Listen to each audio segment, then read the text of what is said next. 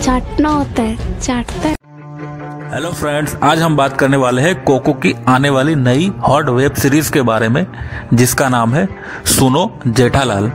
ये एक adult web series है। अभी कोको की एक वेब सीरीज रिलीज हुई थी जिसका नाम था सुनो देवर जी। ये उसकी सिक्वल है। इसमें आगे की स्टोरी दिखाई गई है।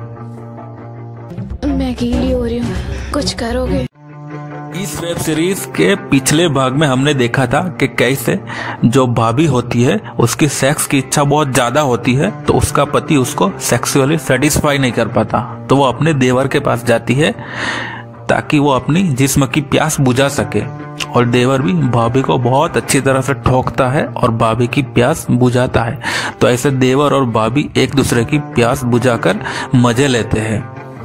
अब इसमें आगे जो देवर है उसकी शादी तय हो जाती है, और उसकी शादी हो जाती है तो उसकी जो बीबी आती है वो भी बहुत हॉट होती है। तो देवर अपनी बीबी को ठोकता है, लेकिन साथ में वो भाभी को भी ठोकना चालू रखता है। तो ऐसे वो अपनी बीबी और भाभी दोनों को अच्छी तरह से पेल के मजे लेता है।